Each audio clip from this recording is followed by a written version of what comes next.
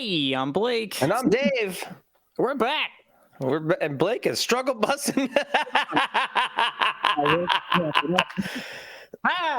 Hey, he did it! Yay! Hey, how's it going, Dave? It's going. It's going all right. Can't really complain. Getting closer to my vacation. So, all right. Yeah, where you going on vacation? Oh, it's so crazy. I've never been there before. I'm really excited about it. A little place called Los Angeles. Oh, yeah. Heard of it. Heard it's terrible. I don't know. It seems pretty all right to me. I don't leave my apartment, so I have no fucking idea. You don't even open your shades. No, I don't. Look at me. I live like this the whole time, dude. All dark all the time. That's true. You're like a vampire. Hey, look, exactly. I did it. I made the connection. I appreciate you. Pizzas, what's up? We got Kobe 1. We got first prize games. Everybody. Yes, the sun is peeking in, but I stay on this side of the room to avoid it. How's your week been then? It's been crazy, dude. It's been crazy. So much stuff going on. But I took a little. Well, actually, I can't say I took this, but I was forced into a lot of nap time on Sunday. I think my body shut down a little bit. I took a little nap, and 3 hours later, I woke up. I was like, "Oh shit!" And I was up for probably 2 hours, and then I fell back asleep. Hilarious. Like 3 times. So that's how life is going for me, Dave. Great. Well, it seems that you have recovered. Nope. Great. Not even close. But I did watch the Netflix show Beef. You've never heard of this? People are talking about this like it's crazy how many people are talking about this. It's a new Netflix series. Dude, thank you, Pizza's Nose. I highly recommend. I fucking love this show. It blew my fucking mind. It was so good. It was oh gosh. I'm not gonna give anything away, but Ali Wong is great. Steven Yeun is in it from The Walking Dead. Deserves an Emmy for this. It's just it's so good. Watch it. I don't want to talk too much about it, but the last episode gave me the worst existential crisis I've had in quite some time. Interesting. I love when you have existential crises. What's it about? The conceit of this is that after a road rage incident, these two people, Steven Yeun's character and Ali Wong's character, start a beef. And the show is pretty much about how this beef impacts both of their lives, and everybody's lives around them. It's so good. It's so freaking good. I absolutely loved it. So highly recommended from me. Interesting. I'll have to look into that and add it to my toilet paper roll long list. It's it's something that I thought it was going to be. I don't want to say it's a slow start, but there's no real like massive hook other than like the kind of the thing that starts. I wouldn't say there's a massive hook because it feels like a drama and then it just spirals out of control. Lots of comedy, lots of fun, weird things, lots of great characters.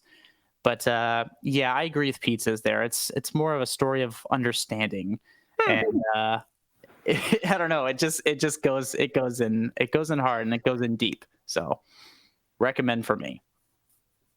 Well, shut up, Dave. As soon as I said it, as soon as I heard it leave my mouth, I was like, son of a bitch. Listen, into that one. I didn't know we were talking about, get it over with. Skinamax. Is that where this is on? It's exactly where this is on. This late night on HBO in the 90s. Pizzas, the only thing Renfield needs is to be pulled from theaters entirely. Oh, Jesus Christ. I'm really excited to talk about both these movies. Me too. But, have you watched anything else besides these movies? No. Cool. Busy week, I assume? Yes. No, I'm doing a lot of last-minute crunching before vacation for the show. Yes. And also, I recently bought a PlayStation, so there goes any of my other free time. No free time, no free money, nothing. broke as a joke. But I will say good news is that I have officially now applied for 3 different. Well, what's up, John? What's up, buddy? What's going on? 3 different LA positions. Hey. So, yeah, hopefully soon. Can you talk about where in LA you're applying to?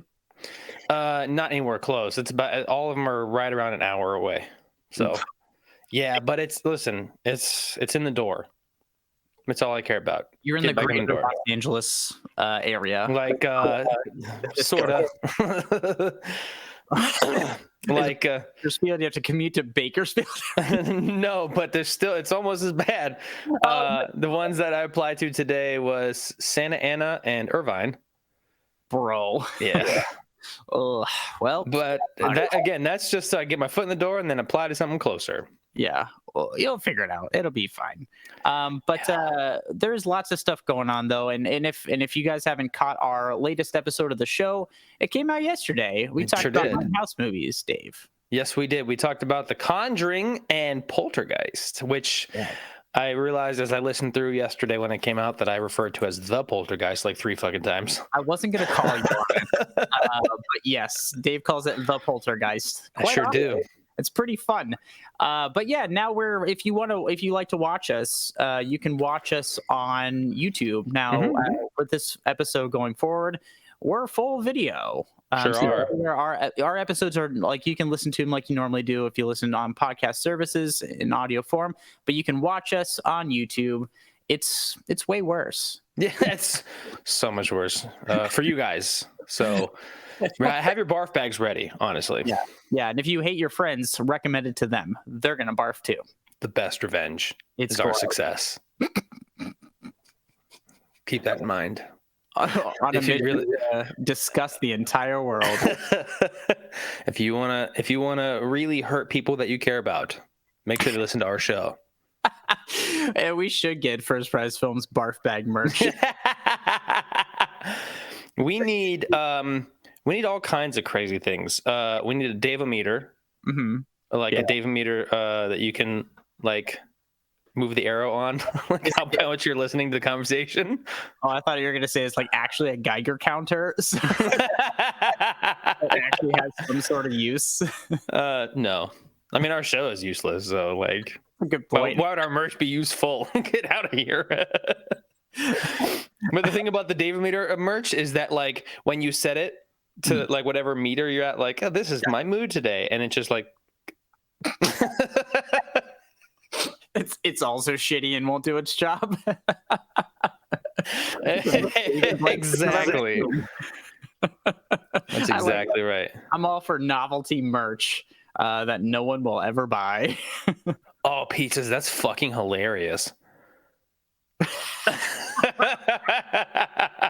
It's like just like a square, and it's like my face in the square, and then you just like pull up this lever and a phone just appears, and that's how over it you are.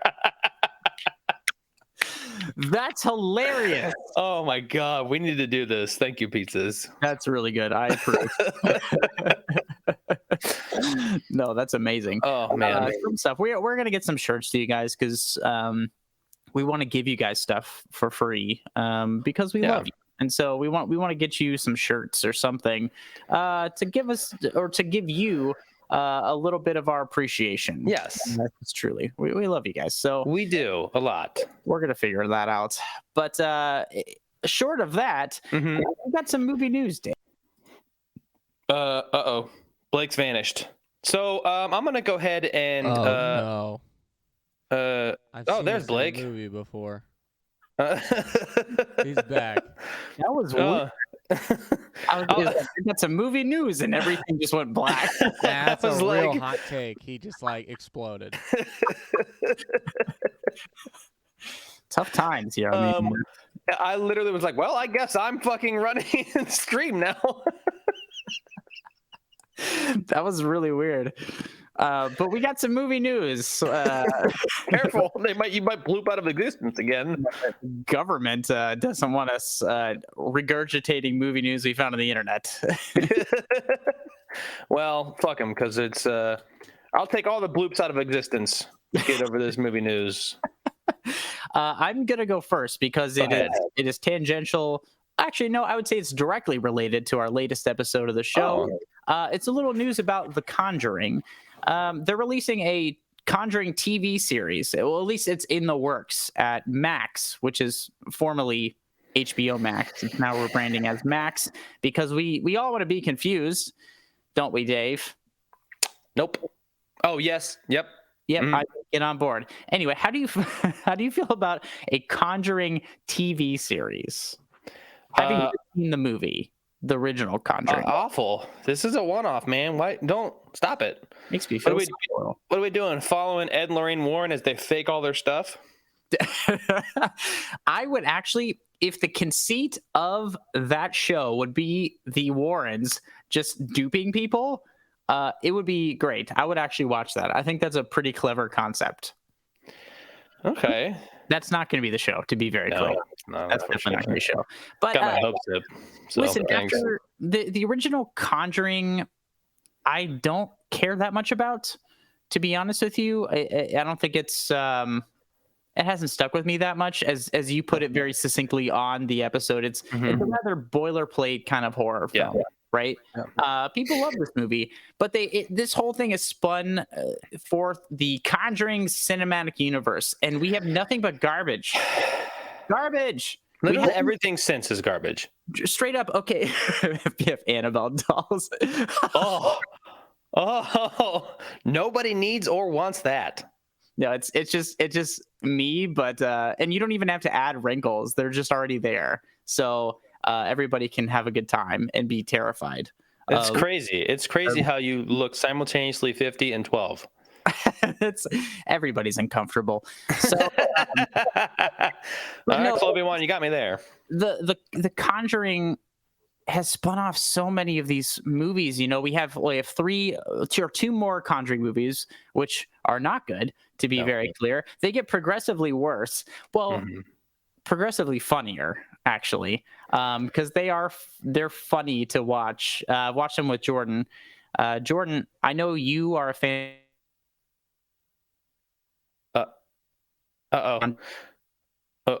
Bub, it looks like we're sort of losing Blake here a little bit. He's going into diabetic shock. He's freezing into diabetic shock. Listen, some Neckos. Somebody, help him out. Oh dear God. Well, I'm just gonna kind of spitball here, talking about the Conjuring universe, because they literally. Oh, hey, he's back. I gotta bring him back. I don't know. I tried to keep going, but you cut me off. So, he's gone again. Okay, great. So,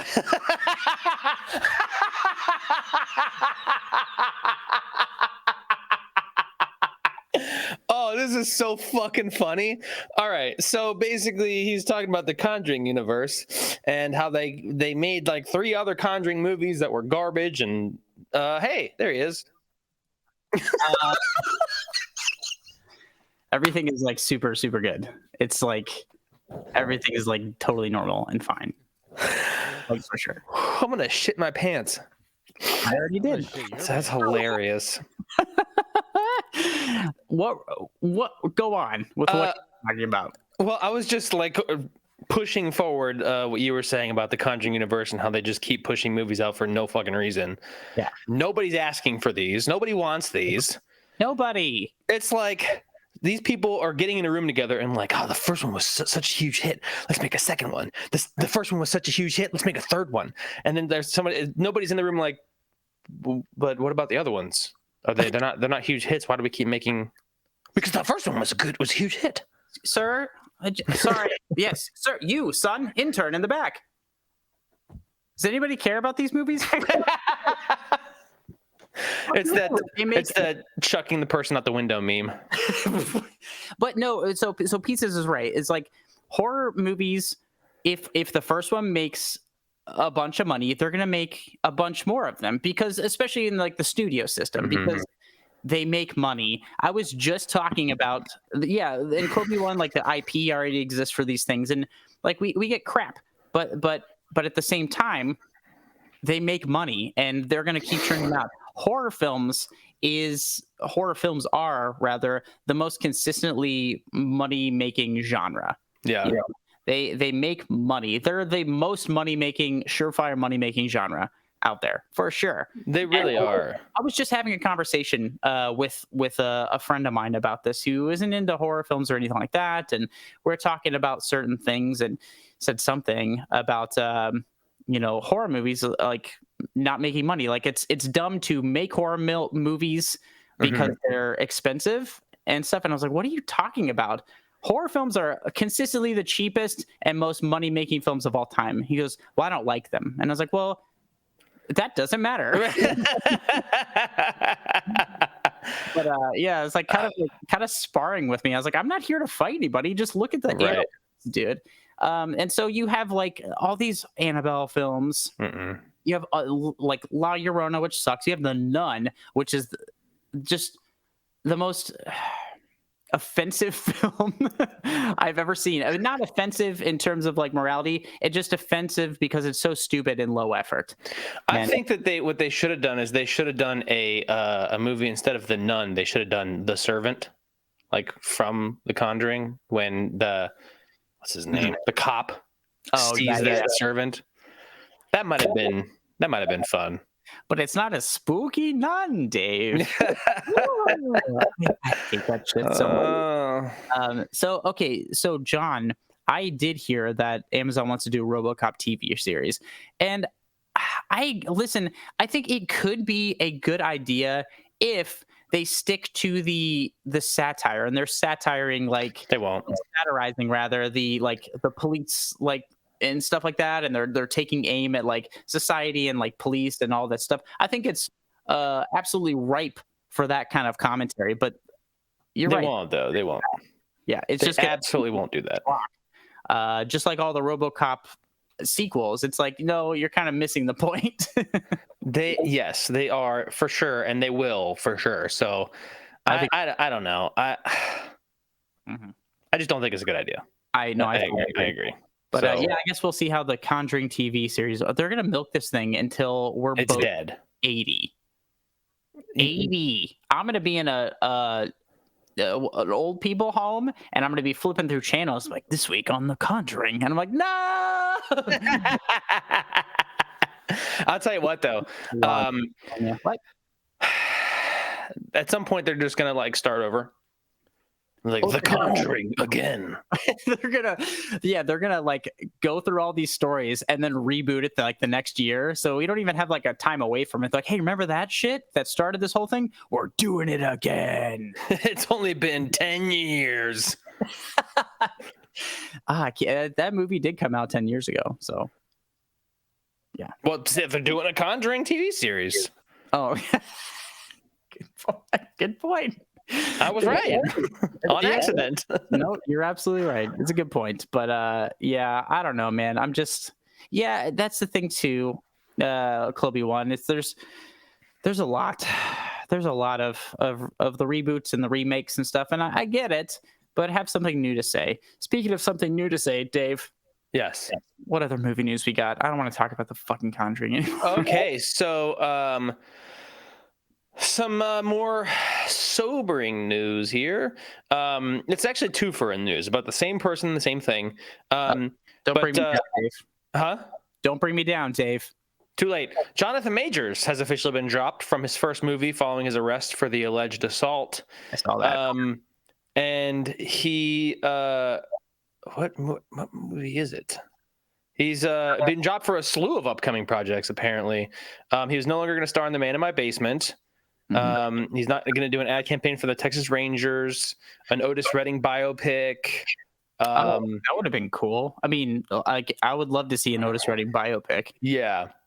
But, however, the very next thing I have is that Marvel isn't having any conversations about replacing Jonathan Majors. That checks out. That checks out for me. That's very stupid. They're stockpiling their brooms. They're gonna sweep this shit right under the rug. Apparently, they think they saw what DC did with Ezra Miller, and they were like, "How about we just do whatever we want?" and not acknowledge it. Should we just do that? You guys want to just do that? Pretend like it didn't happen? Yeah. Great. Do I keep my yacht? Do I? You get a second yacht. In fact, sir. It's funny you should ask. For you. Yeah, that checks out to me. That's deeply depressing, and it's gonna keep happening. Yeah. Yeah. I mean, I don't honestly, I don't really know what's going on with the whole thing. I don't know the story behind this, except for there's like an assault allegation. That's all I know. So yeah, fucking A, man. I mean, whatever. It's fine. I do have. What'd you say? I don't think it is fine. It's not fine. I have nothing that I could say that could contribute in any positive way to this, and it just makes me sad. And well, I got something that'll make you happy. Please, God, give me all. And by you, I mean me. Mortal Kombat 2 starts filming in June in Australia and supposed to wrap in September. You're gonna make me watch this, aren't you? You're goddamn right I am. So yeah. I gotta say, I rather enjoyed the Mortal Kombat reboot. I do not think it was a cinematic masterpiece. This is not to you. This is the clubby one. Yeah, there are 2 in the 90s. We're talking about the remakes. Oh yeah. If you want a fun time, you should definitely watch the original ones. Those are more fun because they're really bad. Yeah, they are horrible. Well, John, actually, Mortal Kombat, the reboot came out in 2021 when it was still like almost straight to streaming. So I don't think they did any real box office numbers. But I think they had planned a whole like Mortal Kombat verse, and apparently there's rumors that Johnny Cage is going to be played by Ryan Reynolds. So that's definitely the storyline, right? Because that's what they set up at the end of the first movie. Yes. I don't know these characters, nor do I care. But honestly, I wouldn't be opposed to seeing a sequel because the movie, I don't know, the movie isn't like capital G good, but it's. I disagree. It's entertaining. I was entertained. Yeah. It's cool. It's great. It's a great movie. Excuse me. As a fan, the whole this thing is happening. Yeah, Dave would never know. He's a fan. I know I had to reveal it to everybody, but in this way. But I thought it was really good. It was, the fight scenes were badass. The effects were awesome. The brutality was epic. The storyline was a little shaky, but I'm excited to see what they do in the sequel. Maybe in the sequel we'll actually have the Mortal Kombat tournament. Thank you. That's exactly what I was getting to. The movie's called Mortal Kombat. We don't get any Mortal Kombat. We get combat. Listen, to be fair, we get Mortal Kombat. We just don't get the Mortal Kombat tournament. We don't get the Mortal Kombat TM of it all. We get people fighting and getting sawed in half with hats. It's rather a fun time if you're into some like I don't even know if I'd call it schlocky per se, but no, it's not schlocky. Goofy action that's like gory and kind of fun. Yeah, I'm fine with this. I'm fine with it. I'm excited. I am so excited. When does it come out? I didn't see a release date, but they are expecting to wrap in September, which timelines would say probably late 2024, I would assume. Yeah, checks out. In terms of the Ryan Reynolds casting, I'm fine. I don't know the character he's playing though. The character is essentially Ryan Reynolds. Okay, so Ryan Reynolds as Ryan Reynolds. He's a snarky, sarcastic, vain asshole. So yeah, well, here we go.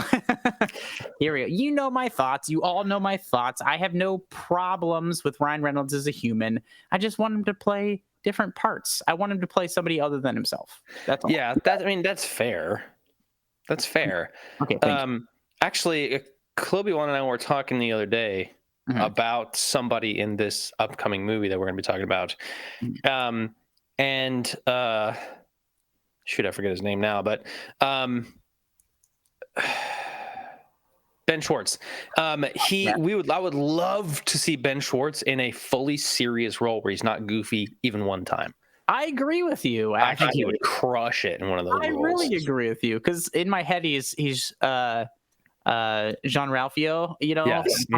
Like that's him to me, and he kind of is that guy to a degree. But no, I actually would love to see a role from him like that. I think it'd be great. I think he could absolutely knock it out of the park. No, I totally agree. But in other movie news here, we're talking about Scorsese's Killers of the Flower Moon, and I'm really excited for this movie. It is reported to have a nearly 4-hour runtime. What? Why? 4 hours. Okay, listen. I know Scorsese is like super anti-Marvel movies and fun adventure films. But I think you're swinging a little hard there, Scorsese. I think this movie is gonna fucking tank because nobody's gonna go watch a 4-hour movie that's probably just as serious as every other Scorsese movie ever. Especially if but you're nobody. So You're not wrong. I just think that this movie's not gonna make any money. I disagree with you, and I'm gonna tell you why. Because honestly, there are 3 filmmakers who, three filmmakers who, if they came out with movies that were all 4 hours long, only these 3, I think, I would just go see them because I trust them. I trust them not to waste my time. Okay, one of those is Scorsese. The other is Christopher Nolan. Yes. And the third is David Lynch. Okay. David Lynch would not make a 4-hour-long movie, but I think both Christopher Nolan and Scorsese are very capable of this. Yes. So my only reason is that because some of my favorite movies of all time are Scorsese films, and they're all fucking long, dude. I mean, Goodfellas. Casino is long. Gangs in New York. Okay. Even I love The Wolf of Wall Street. That movie's so fucking long. All these movies are super long, and I think they all justify the runtimes. And that's always my thing. If you want to give me a movie over 2 hours, you better justify your runtime. Because I love movies, but don't waste my fucking time. Yeah. I do trust Scorsese, and I'm going to see this. That's fair. I probably won't unless you make me. I don't blame you. I don't know if I'll make you or not. Yeah, because that's so much movie, dude. It's a lot of movie. Like, listen, I was only okay with, It's a lot to ask from people. Yes. I was only really okay with anything close to 3 hours when it's like something like that I've invested 10 or so years into, the Avengers, most recent Avengers movies are super long, and that's because I invested so much time into it. You're kind of I don't know, your hands are tied behind your back at that point. They're like, we got this fucker for the last 10 years. Exactly. Now we're gonna make him watch this 5-hour epic. But also, Clubby one, yes, I would watch a 4-hour Scream. One time. And if it screwed me, I would revolt. Looks like you'd be revolting. You're revolting. Yes, I am. Anyway, speaking of revolting, we're getting another remake. Speak No Evil is getting a remake. Excuse me, with Blumhouse and James McAvoy. I'm less mad at this one. I'm less mad at this one because James McAvoy. First off, to be clear, the original Speak No Evil is a Danish film. Correct? Am I right? Yes. Okay. I've seen it. It's been a minute. I don't really remember the film that well, so I don't know. I don't know how it's going to do, but I do love James McAvoy. I think he's a really great actor. Maybe hot take. I don't think Split was that great. People loved the movie Split. The M. Night Shyamalan movie Split with James McAvoy and Anya Taylor-Joy. I don't know. It was fine. It wasn't bad, but it just doesn't like stick out to me. People love that film, and this is the first time James McAvoy is teaming back up with Blumhouse, right? This is a Blumhouse film. Yes. Okay. Yes. I don't know. I'm interested. I mean, sure, I'll watch it. I like James McAvoy. I think he's great. I think he's a great actor. I agree. And I just like it just fits the bill of like, well, I guess we can't think of anything new. Let's just start remaking stuff. Well, I mean, like we've talked about this before. This has been happening forever and will happen forever.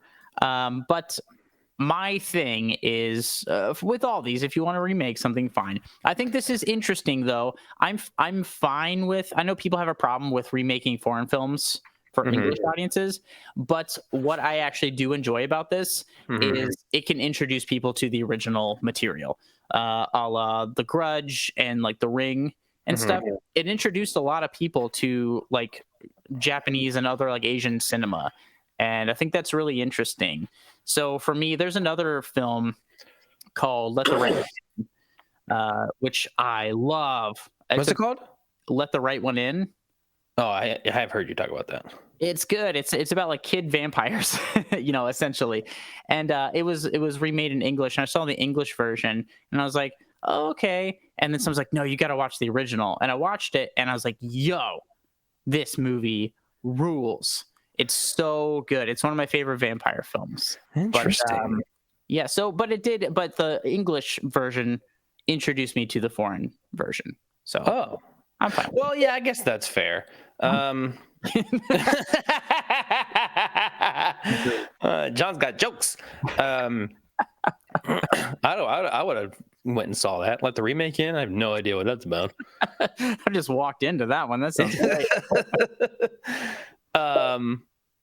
Yeah, so I'm sure I'll go see that one just because, like I said, James McAvoy I really like, and no, totally. I have heard of that movie before, the Danish one. So yeah, why not? I'm not gonna run out to see it, but hey, if nothing else is playing that I care about, I'll go see it for sure. Fair enough. What else you got? So there's been a conversation. Tarantino's been, talking a lot, as he does.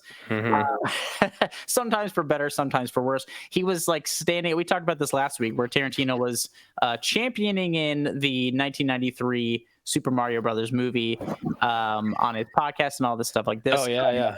Which is great. And lately, he's been talking about his. I don't know if I would say defending, but talking about the lack of sex scenes in his films. Yes. And I never really thought about that. I'm like, yeah, I guess there really aren't. Which brings to like, so in my professional career in writing, I've written scripts for people. Like I get hired as an assignment writer, and some of the notes that I get back are often, well, where's the love story? And I'm like, we're not telling a love story. No. But there has to be some kind of relationship. I was like, this is not 1983. No, we don't. Nobody fucking cares anymore. If the movie isn't about that, we don't need to jam stuff in. I've had to like really talk and convince, people and producers about this stuff that you don't need a love story. And so this is a little bit validating for me, but I also have to disagree a little bit because Tarantino films do have sex scenes, but they're only sex scenes for Tarantino because they got feet. Oh God! Oh, it was a joke. You got jokes. Had jokes, but yeah, no, I can't think of a single Tarantino film that I'm like, man, there should have been sex scenes in that. No, I mean, I don't think there's any real reason to have sex scenes in most movies. Again, if it makes sense thematically and like it's making a point, sure. But like short of that, like it's just kind of like egregious at this point. That's what I'm saying. I think audiences are smarter than that to be like, this really no.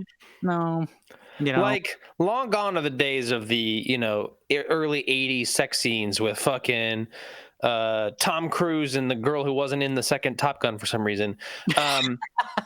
like slowly. Right. Somebody refresh my memory on what that fucking song is so we can sing it while we're talking about this. But they're like slowly side views of them, like, huh? Take my breath away. Yes, with "Take My Breath Away" playing, and then just like slowly, just like caressing each other, and the camera's like going around. You don't really see anything, but it goes on for like 20 fucking minutes, and you're like, forever, and every every dad in khakis in that entire theater is like, yeah, buddy. This is what I came. This movie's got jet fighters and sex scenes. and now also, like, you don't have to go to theaters for this stuff with streaming and stuff. They don't have to censor content for television. You can get this stuff anywhere. We have the fucking internet. Yes, we do, and it's for better or for worse, I guess. No, for sure. So I think it's very interesting, and I think that's great that we can talk about it and hopefully get it into people's heads that, like, this isn't necessary, and audiences aren't like, there's like boobs in it, so I liked it. I don't know. In fact, I would say that when I do most of the time see like just any kind of nudity at all in a movie, I'm like, oh. Well, yeah, because mostly for the fact, like, oh, is this necessary? Like, right? Do we need this?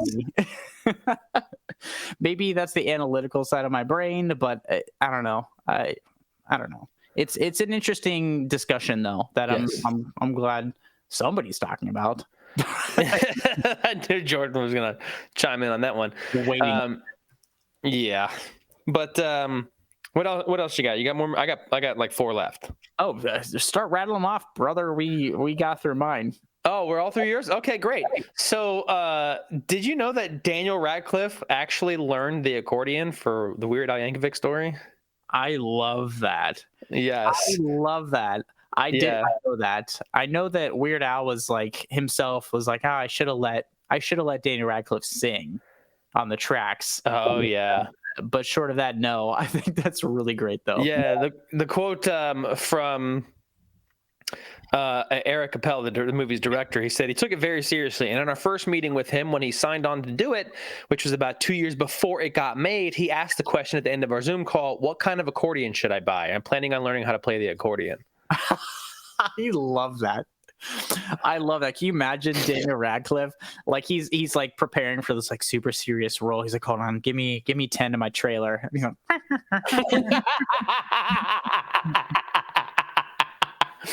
Oh my God. That's so funny. Oh, I can totally see that happening too. He's like still in makeup and costume and shit. Dude, that's hilarious. I would pay to see that. Yes.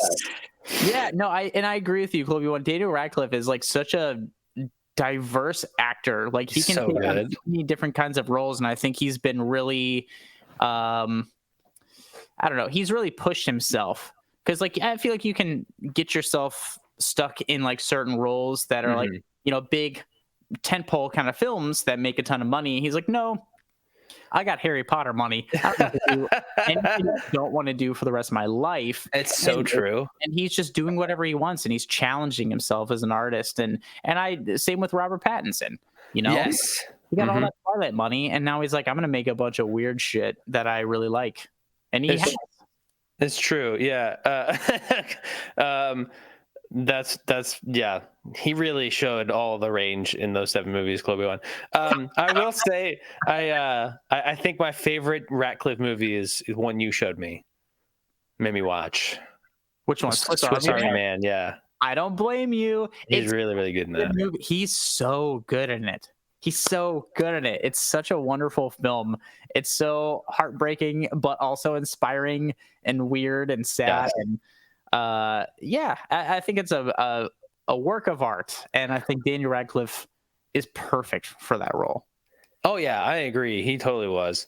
And I know you brought up Arpat, but I got to say, I know I've said this before, but my favorite role of his is from I think it's like a 2016 movie that I watched during, like, just after lockdowns. Okay. Yeah.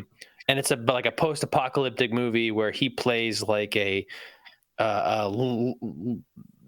mentally disabled sort of character, and just the way he plays it, it was just like, all right, I'm on the RPAT train now. Dude, yeah, I think for me was probably the Safdie brothers film Good Time. Okay. So good. It's right in the title, so you know it's good. Of course. Of course. It's great. But also like The Lighthouse. Yes. It was good. It's probably my favorite performance of his so far. But yeah, no, I agree with you, man. Hey, Wendy. Oh, thanks. We're talking about vampire films, so I thought I'd give us a blood red background. You know, I can't wait for many reasons to be back in LA. But I would say the biggest number one reason is so that I stop having this fucking clinical sanitized background. You have this really cool like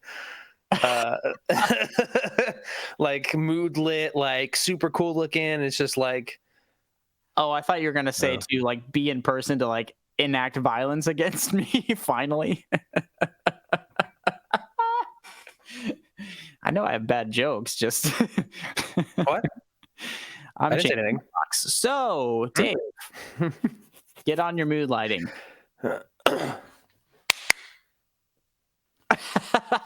Do they still make the clapper, by the way?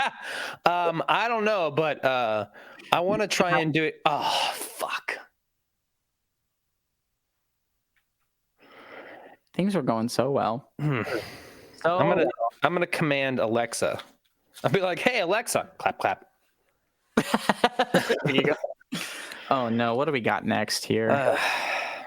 What do we got? In this light, I can't tell if it's white or pink. I have brown. Don't we all, Dave? Brown issues. Bottoms up. I hate you.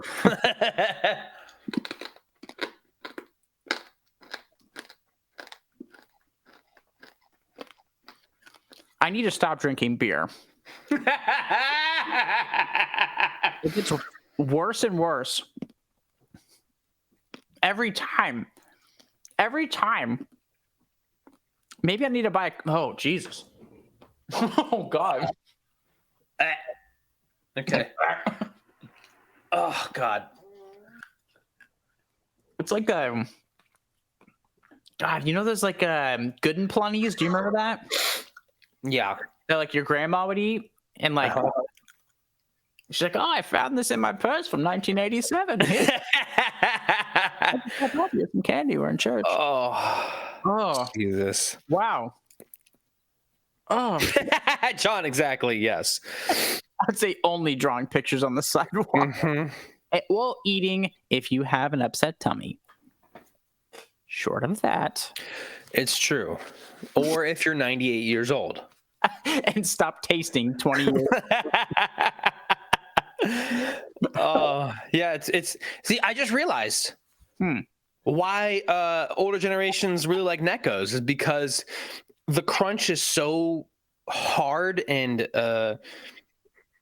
difficult. Yeah. It reminds them of how hard and difficult everything used to be back in the day. And not only that, but it's painful. So it makes them feel something because they're all dead inside. I thought you were going to say that since they're so hard and their teeth are so brittle, they have to suck on them. But they last like 2 hours because they're so dense. So it's the candy that keeps on giving. That seems like a more... Doesn't hurt your pocket. More reasonable... more reasonable option there. I owe the bank $15,000. I bought my house for 5 nickels and a sock. Still paying off the sock, but oh my goodness. Okay, so more last of my movie news here. Yeah. The scariest movie I've ever made. Rob Savage, the acclaimed horror director behind Host, claims his upcoming Stephen King adaptation, The Boogeyman, is his scariest film yet. His scariest film? Yes. He said, I was worried that sometimes you can end up in the King graveyard without even being in the King graveyard. His opinions on The Shining are famously known. You've got to try and make a classic movie. And I think this is the scariest movie I've ever made. I think this is scarier than Host. I'm gonna be honest with you. Mm-hmm. I like Stephen King. I like Stephen King novels. The Shining is one of my favorite films of all time, which, in my opinion, is better than the book. It's more mysterious. I think it's a masterpiece. Yes, but which is not a hot take. I know people who have held firmly to the text of Stephen King make bad movies. Yes, they do. People necessarily, but the movies don't end up being very compelling, I feel like. Yes. I don't know, man. I appreciate Stephen King, and I liked the Dr. Sleep. I like the book Dr. Sleep a lot, but I like the Mike Flanagan adaptation. I think he did a really great job. I think he did a really great job of that until the end, when he kind of like had to retcon some things, because the book is different than the film, of course, and then you need to retcon things from the film into it, and like the ending was abysmal for me. It was kind of miserable. Yeah, that it's. Wait, I'm sorry. What's that? John said Stephen King hated The Shining so much that he wrote the remake himself. What was there was a remake? Yeah. Oh yeah. It's bad. It's really bad. Listen, they remade it. I think they remade it as a TV series. No, I don't know. I can't remember. I think it was a TV series or a film, but there was a remake that was more faithful to the book, and it sucks. It's really bad. That tracks. Really cringy. But yeah, okay. I remember this because I have seen it, and it's just whatever. It's just not good. It looks low budget, which is no fault of the actual filmmakers. They only had so much of a budget. Fair. But it's not good. I just don't think the story, I don't know, it's not very mysterious, and there's a lot of weird stuff in it that doesn't really click for me. So that's fair. Speaking of stuff that probably is not going to click, Aziz Ansari has a new directorial debut set after his Bill Murray movie was shut down. I did see this, actually. I did see this. How do you feel about it? I don't care. I really don't. I think that I liked Aziz Ansari, and then there was the allegations against him. Yeah. Which I can't remember. I think he had texts and stuff proving that they were false. If I remember correctly, that's the way I remember it, but I don't recall exactly the circumstances. So, but ever since then, I kind of was I started rewatching him, and he's kind of like a different Dane Cook, where it's his comedy doesn't really hold up over time. I can feel that in a way. Did you ever watch Master of None? I loved the first episode. I thought the first episode was incredible. Yeah, and the first season was great. I didn't like any other episode. Really? Interesting. I was it's such a departure from the very first episode. It's almost a completely different style. I liked that, though. I liked how each episode was just kind of different from one another. They were kind of almost felt like their own interconnected little short films in a way, which I thought was an interesting approach. So I think he's an interesting creator, but I just haven't seen much from him. And I do remember those allegations. I don't remember how that panned out, though. So, if I remember correctly, he had text. He's like, "No, dude, this was totally consensual." And if I made you uncomfortable, you should have just told me. I'm sorry. It was consensual up to that point, and I didn't realize that it was a thing. Either way, I'm not the biggest fan of him. I did just read that his initial directorial debut, called Being Immortal, was starring Bill Murray, Seth Rogen, and Keke Palmer, and apparently that film was put on hold because of Bill Murray's inappropriate behavior on set, for which he paid a settlement of $100,000. What? I thought Bill Murray was nationally treasured still. No, dude, no, definitely not, dude. There's been so much stuff about Bill Murray over the years because he's a notorious goofball, and back in the days you could get away with assaulting people and be it's a jokester. He's a jokester guy. Bill Murray is not hanging in there so well. Because that shit doesn't hold up. But it's not that all this stuff in the past, he still was doing this stuff. This wasn't. That's what I'm saying. Like he just had to pay a settlement. Yeah. Jesus. Yeah, dude. What was the kind of stuff he was doing? Like sexual shit? Yeah, like that. It's just inappropriate stuff. Yeah. Yeah. Wow. Yeah, it's stuff that, people got away with back in the day that you fucking can't now, and you shouldn't be able to get away with now. So, yeah, whatever. Fuck them. That's how I feel. Appreciate the art if it means something to you, but separate it from the awful disease stuff. I won't support stuff going forward. Right. Yeah, and that sucks. I didn't know that at all. I want more Keke Palmer stuff. Well, in Aziz Ansari's new film is not going to have Keke Palmer, but it is going to have Seth Rogen, of course, and Keanu Reeves. Oh, interesting. Yeah, it's called Good Fortune. Okay. I don't know. Any idea what it's about? It doesn't say. No good fortune for you. No. Nope. I don't have any of that. Speaking of not having good fortune, did you know Ben Affleck had a line in Buffy the Vampire Slayer that apparently was so bad that it was voiced over by another actor? What? Yes. So, yes, here's the quote. He was asked on Late Late Show with James Corden if he's ever been cut from a project, and after joking he was fired from some construction jobs as a teenager, he did just talk about how the only line dubbed in Buffy the Vampire Slayer, which was he said, "The most humiliating thing was one of my early parts. I got one line. I just moved out to LA. It was a small film called Buffy the Vampire Slayer, not the television version, but the movie, the actual opus that inspired the subsequent long-running series, Buffy the Best, blah, blah, blah, blah." Christy Swanson starred, and I was a basketball player that just happened to be playing high school basketball, and then a werewolf or vampire ran through, and I got scared because he was scary. And I said, "Here you go, take the ball," or something like that. And I thought my work was good. I was feeling it. I felt authentically afraid of actor Sasha Jensen. We did it a bunch of times, and I was like, boy, this director is really rigorous. And then I went and saw the movie with some friends. It wasn't quite the Meryl Streep buildup. I sounded very different. I realized right then they re-recorded my lines. I was so bad they needed me to be in the scene, but the director obviously thought I can't hear that voice again. Yo, that's hilarious. That's so funny, dude. I love that. Right. I love that. It's just, I mean, everybody has like weird first part. I like to hear people's like kind of first roles and stuff because it never goes good. I feel like it never goes good for anybody. So no. Sorry, I just saw something that I had to click on, and I'm like, wait a minute, this can't be a thing. Dave's clicking on banner ads. But movie news banner ads. Reduce your mortgage. No, Top Gun 3 is a thing. I didn't know. Sure. Yeah, it's going to address Maverick's retirement. Finally, he's 60-something years old.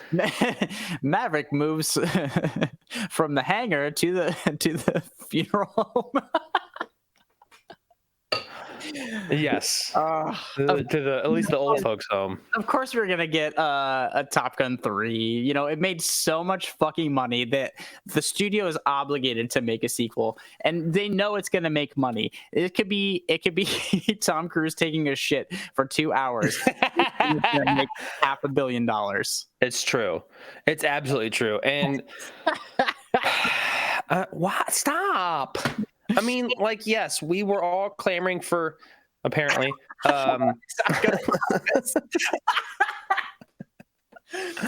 Yo, absolutely. I know we were all apparently clamoring for Top Gun 2, but I think nobody's asking for Top Gun 3. No, to be clear, I don't think anybody asked for Top Gun 2 even, but it just happened. And it happened to be a great film. It happened to be a really fun film. And now they're like, all right, we're milking this shit until we have to Weekend at Bernie's Tom Cruise through all this stuff. Yeah, so I wonder if this one's going to be a training montage that leads up to one mission where they ultimately succeed.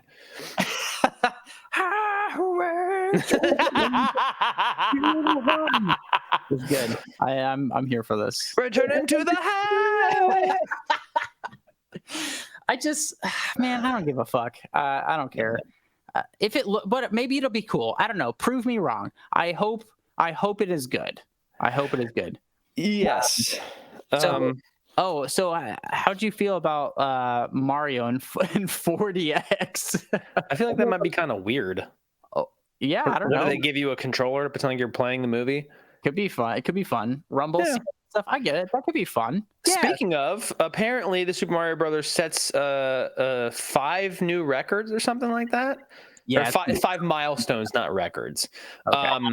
92.5 million is the biggest second 3-day weekend for an animation, number 7 overall. Wow. And it beat Frozen 2's Thanksgiving boosted 86 million. Biggest post-COVID, beating Top Gun Maverick's 90 million and No Way Home's 84.5. I totally cleaning up, man. It really is. It's fucking crazy how good this movie's doing. Yeah. No, I mean, it's a fun movie. I can see exactly why it's doing so well. So, yeah. But that's all my movie news. I am capped out here.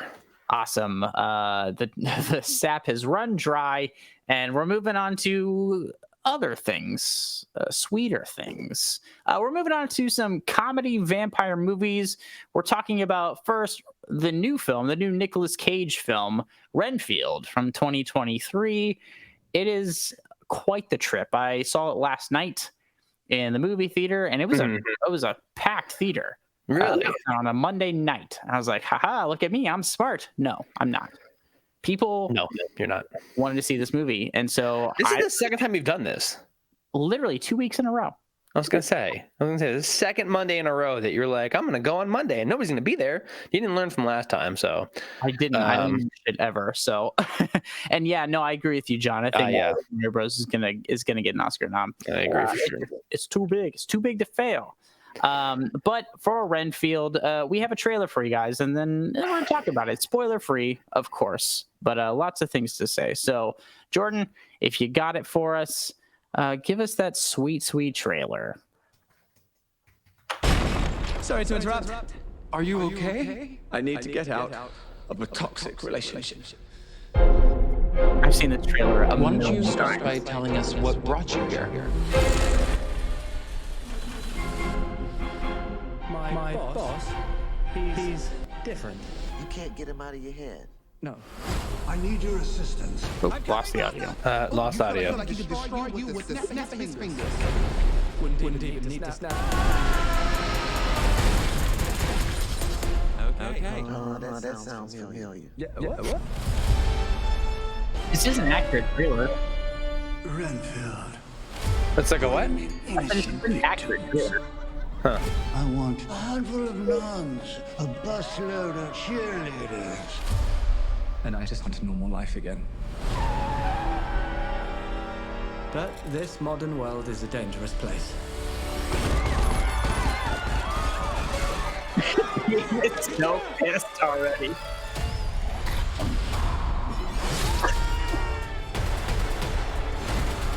I'm excited to get into this video. I have You thoughts. saved my life. Did I watch you cut a guy with a decorative serving platter? It's all in the wrist. Let me explain. My boss gave me this power. In return, I tend to his needs, including care, feeding. You bring in people to eat? This You're trailer's like got the a lot guy of that gets the villain's alt Postmates. takes. But if you were to stop focusing Yes, it on does. his needs, what would happen? He won't grow to full power. Exactly. He won't grow to full power. What? That's so weird. Why would you phrase it like that? But yes. Hi. Are you here for the meeting? Well, come on. No! Some call me the Dark One. Others, the Lord of Death. To most, I This is such a long trailer, dude. Yeah. Dracula. Hey, there we go. Obviously, we're dealing with a little bit more than just narcissism here. Oh, Yes. tell us the story of Renfield 2023, starring Nicolas Cage. Okay, don't mind if I do. So Renfield is about a cop who goes on a mission to take down the city's drug dealing kingpin family and save her sister. And there's a vampire there. No, not even close. That's So, exactly what it's about. that is one story. There's two stories that collide here. the first one. The secondary one is that one. Is a cop who goes to avenge her father to take down the drug kingpins of New Orleans, Nolans, and there's Renfield, the servant to Dracula, who is just getting tired of this shit. It's been like 100 years, and he's like, bro, I don't know. I'm not like feeling it so much anymore. So he is trying to get out of this relationship with Dracula. Yeah, that feels more like the secondary story because we start out with it and then we switch over and then just only pay attention to the cop story. And then Dracula's there. I disagree. Well, I kind of agree. I kind of disagree with you. We'll get into the minutia of it here. But what was your first impression of this film? I'll show you my facial. This is my first impression in real time. Ready?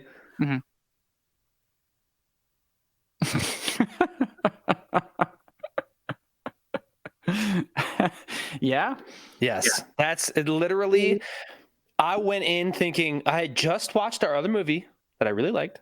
And I was thinking, this is going to be great. Nicolas Cage is Dracula. I do like Nicholas Hoult too. The trailer looks pretty funny.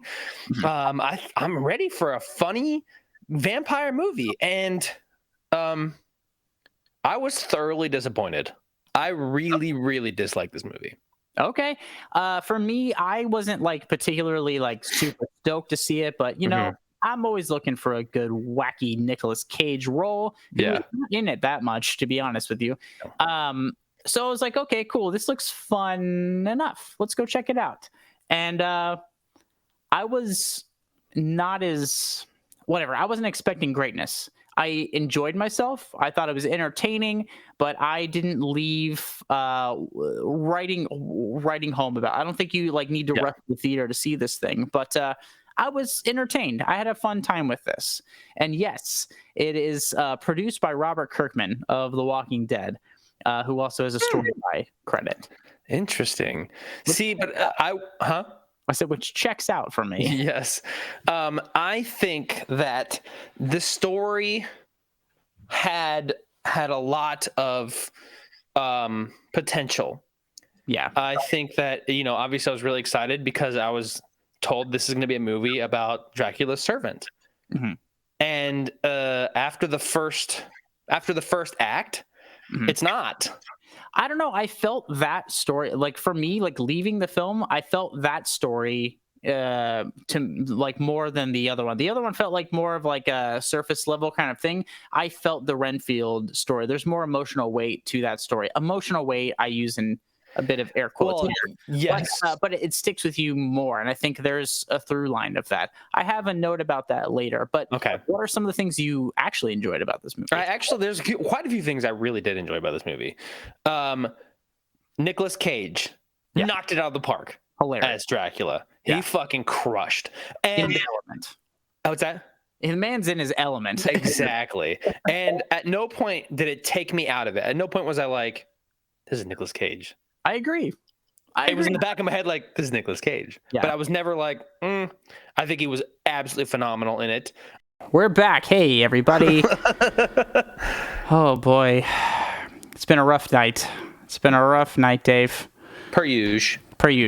Anyway, so we're talking about Renfield and your crippling disappointment with it. Yes, my absolutely crippling disappointment. I was really excited about this movie, too. But first, we are still talking about our likes because there's plenty of things to like. We're talking about Nick Cage being the man of the hour.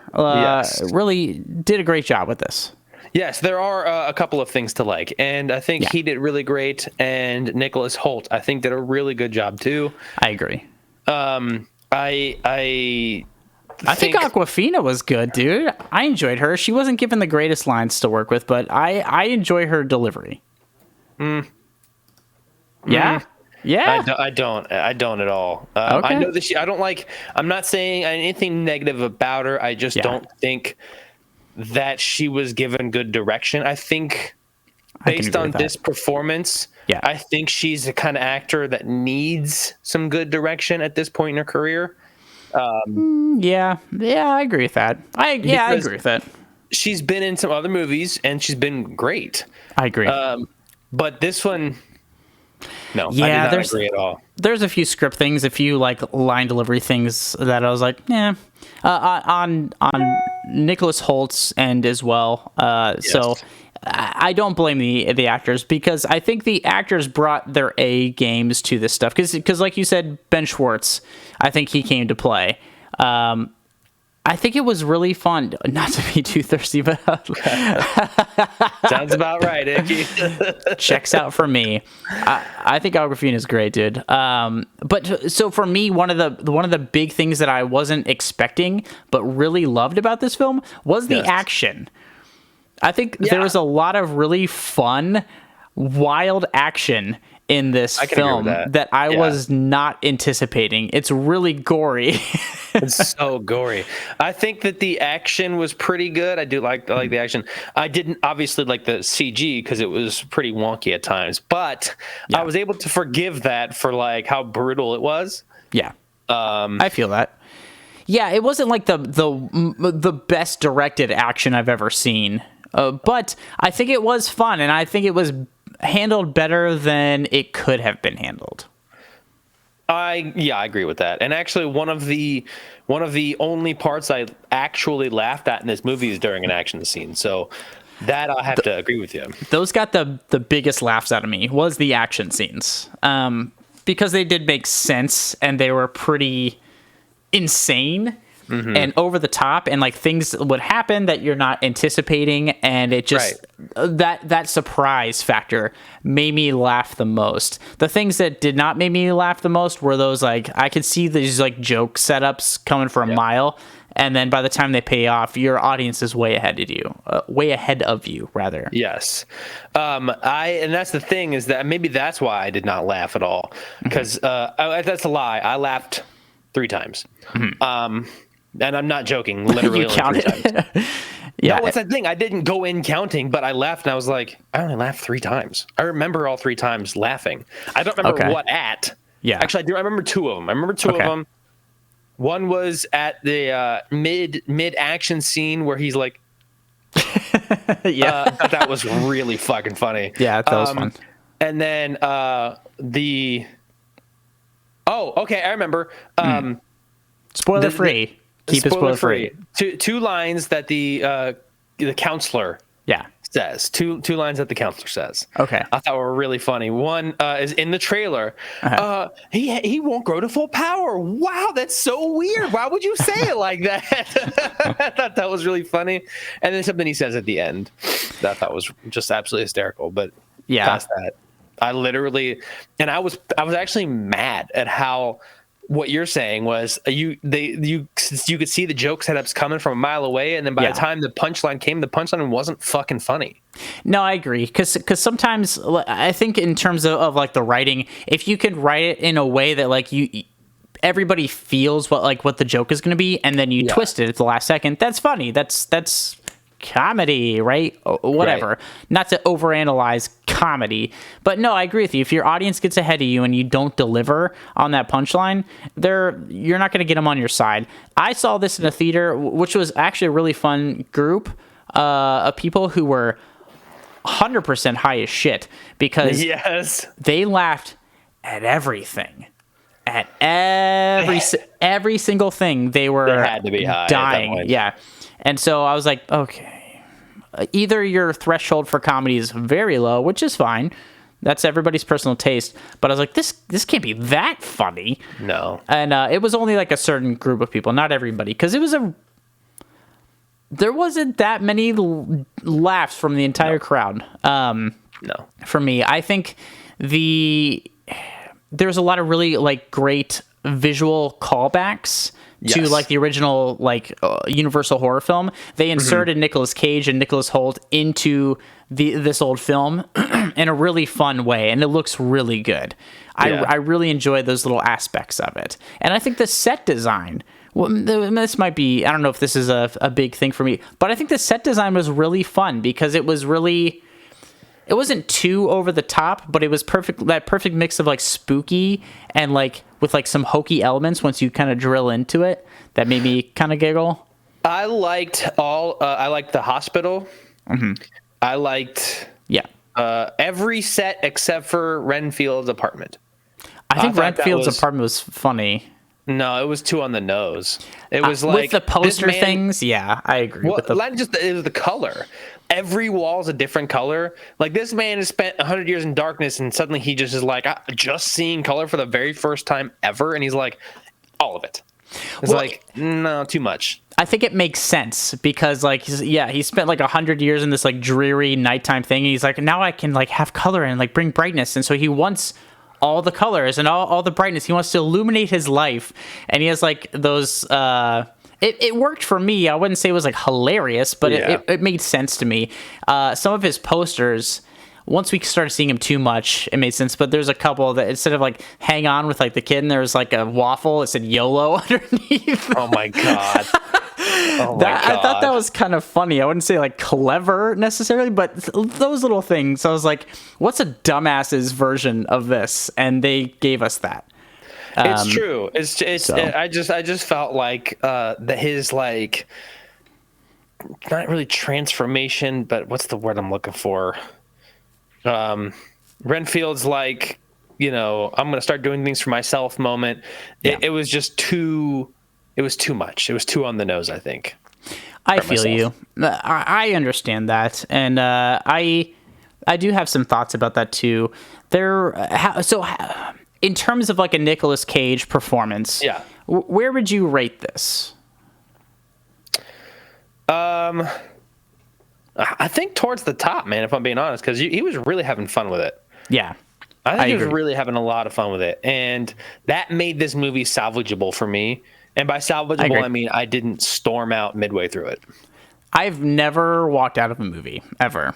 And this is not a movie. Even if Nicolas Cage was in this, this isn't a movie I would walk out of. To be very clear, it's not that bad. It's not like offensively bad. Like, it's not offensive to my sensibilities in a way that I was like groaning the whole time. There's movies that I've seen that I should have walked out of. And lost Dave there for a moment. And we're back. And I'm back. But there's movies that I've seen that I should have walked out of in my life, looking at you, Sausage Party. But this is not one that... Hey, we got a follower. Yay! GZDR for Ev. I don't know what that means, but thanks for the follower. Thanks for joining. Thanks for following. That's a really weird time when I go off screen to want to follow, I guess. As soon as you left screen, he's like, follow. Fuck this dude. I hate this shit. Renfield super fan. That's what that is. Full blown subscribe if Dave stays off the stream. Oh, Jesus. I will say, in terms of the whole walking out thing, if not for the Knicks of this movie, if not for Ben Schwartz, and some of the action scenes, I 100% would have walked that halfway through. Okay, 100%. No, I don't think it was even close to walkout status for me. But I think it was doing what it tried to do. I think it's not amazing or great. It doesn't stick with me. I don't think I'm going to remember this film too much after this week, but I was entertained. I was relatively entertained, and I enjoyed it enough, for sure. I did not. I really did not. And we'll get into dislikes here in a bit, but I know that you said that the emotional weight of the Renfield Dracula story was heavier, which I agree with. It just was only in like 40% of the movie. I understand that, and that gets me into my dislikes. I think this is a messy ass film in terms of a plot. Like it's kind of all over the place. You go in. Again, I had to see this trailer 1,000 times before every movie. I saw this trailer so many times that all the jokes that were in the trailer were null and void for me in the theater. I was like, I know it should be funny, and technically the performance is funny, but I've seen it. I've seen it a bunch, and I don't give a shit. And now, so that kind of killed it for me. But I do think this thing is just is a bit all over the place in terms of its plot. It's it does start out as like a Renfield story, and then we get into like these fun action scenes. But then it's Awkwafina's story and her avenging her dad with this cartel and all these things. And again, I don't want to say too much. No spoilers here, but it gets very messy, very quick, and we come out of it in a way that I think is acceptable. But again, we took such a weird way there that it didn't feel whole to me. Like everything didn't click. I have this like internal mechanism in my brain where like things either kind of like click or don't, and it didn't quite get there for me. Yeah, I can agree with that. It was very, very messy. Yeah. In terms of stuff they tried to add on, but like quite literally, this movie to me was just a buddy cop movie. Yeah. Yeah. Almost. Yeah, because almost yes. The second and third acts were essentially Renfield and Rebecca teaming up to not even take down Dracula. Like that wasn't even the point of them teaming up. Not to give anything away. I mean, yes, it was. It was, but it was pretty definitively yes. You're wrong. You're wrong, but No, I understand. They're going to save the sister. That was the point, not to take down Dracula. At the same time, it's a very two birds, one stone kind of situation for me. And it makes sense. Like, it makes sense on paper. That's the thing. Like, these things make sense on paper, but it just didn't quite get executed that way. And I was like, we could have done things a little bit better. That's a good question for you. What's that? Okay, so the way you felt about Don't Worry, Darling. Yeah. But I'm not defending this movie. I understand your points. Fair. I understand your points.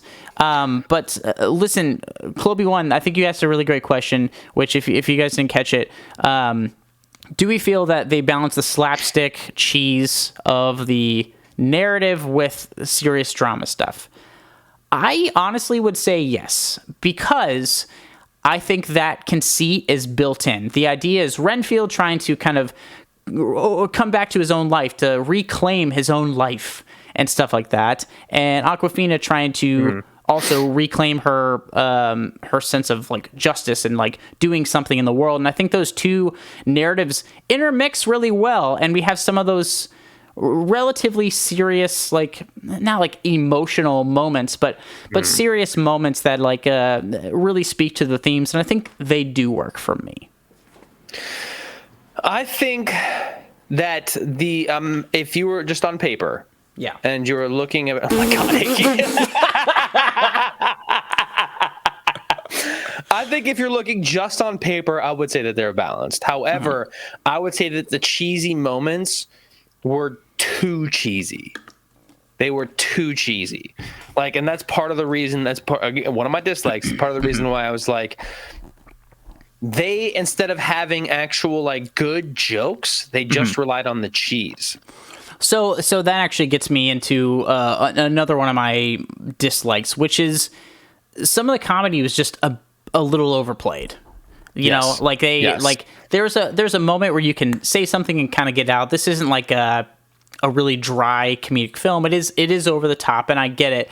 But some of that stuff, it was like, it felt a little bit, to reference a stream we did, Cocaine Bear, where it's like you could have stopped and you didn't, and you should have. We got it already, and then it just kind of kept going with it, and it's like we get it, dude, we get it. It was funny. It would have been funnier if you stopped pointing and bringing attention to it. I agree. And like, there's I think there was a moment that I actually was like, ugh. Yeah. In the movie, and not to give anything away, but it's when it's the "do I have it in my teeth" moment. Oh, that, like, yeah, no, I agree. That's actually a good point, because that was a little groan worthy, because I was like, we've seen that joke 1,000 times. Everybody does that joke. We've seen it 1,000 times, and so it didn't hit for me in any particular way. No, I agree with you. There's a bunch of I could point out a bunch of these examples where I'm like, we get it, we know. Right. But we gotta move on. We gotta move on from this because I do enjoy the film. I assume this is not a recommend for you. I don't want to use your words or put words in your mouth rather, but we got to move on. This is actually an anti-recommend for me. Do not go see this movie. You're wasting your time. Okay. For me, this is a soft recommend for me. I don't think this is anything to write home about. I don't think you should run to the theater to see, but I did enjoy myself. This is hey man, it's Tuesday night and Renfield is streaming now. Sure, I'm gonna smoke the rest of this joint and I'm gonna watch Nicolas Cage, and I think you would enjoy it in that way. It's fun. I was entertained. There's some groan-worthy stuff, but it's not something I think you should rush out to the theater to see. Yeah, Icky, if you're gonna watch it, wait till it's on streaming. Don't waste your money. If this might really hit for people. Like there's some people I think that would really, really enjoy this stuff, and if you enjoy that style of comedy, you're gonna love this. I got a handful of laughs out of it, and I enjoyed it. So it is a soft recommend for me, but I wouldn't go out of your way. I will say that my theater. Nobody laughed the entire movie. There was only 3 of us in there, but still. Okay.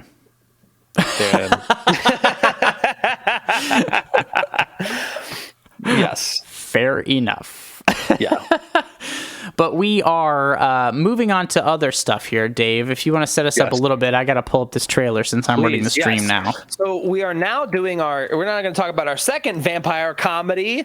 It's a 2014 movie, I believe. 2014 is correct. Movie. It's a Taika Waititi acting in it movie. I don't know if he had anything to do with directing or not, but yes, he co-directed this film. Co-directed this movie, and it's pretty funny. It's a mockumentary. It is a mockumentary. It's a mockumentary called What We Do in the Shadows.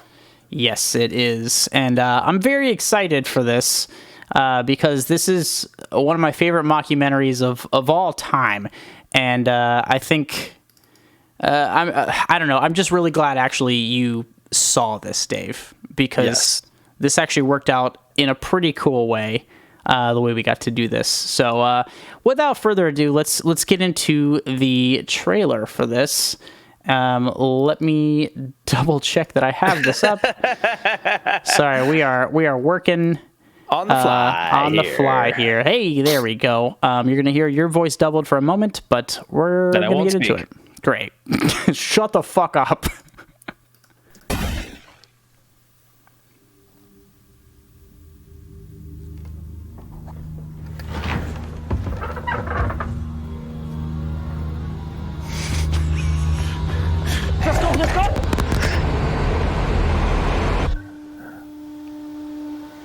It's been like this the whole time, Deacon, on dishes, and it still hasn't moved in 5 years. You're a cool guy, but you're not pulling your weight in the flat. Oh, I'm glad to hear that I'm cool. No, that's not the point, though. Yeah, You're missing I know. Not a flat meeting about how cool you are. When you get 3 vampires in a flat, obviously there's going to be a lot of tension. Viago was an 18th century dandy. A ghost cop. Vladislav is a bit of a pervert. This is my torture chamber. Deacon's like the young bad boy of the group. I'm supposed to pay rent, but I don't. The trouble with being a vampire is you have to be invited in. Come in to the bar, $4 There's so many of these little moments. We need some fresh blood. Hi, my name is Nick. I've been a vampire for 2 months. My friend Richie's a bouncer. He'll invite us in. Gentlemen, you are most welcome. Nick is so much fun. I'm a vampire. Vampire! Vampire! Such a dick. Nick, why don't you use the front door? You want to draw attention to this house, You've got a whole documentary crew following you around. You let a vampire hunter into our house. I don't let him in, I just give him my email. Icky, love it. First bite. I'm not the camera guy. Maybe one camera guy.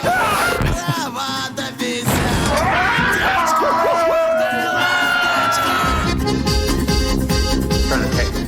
Use your legs. Wow. What did he then for? Hey, that was. Don't swear. What are we?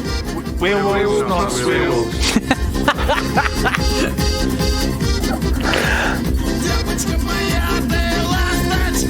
When you're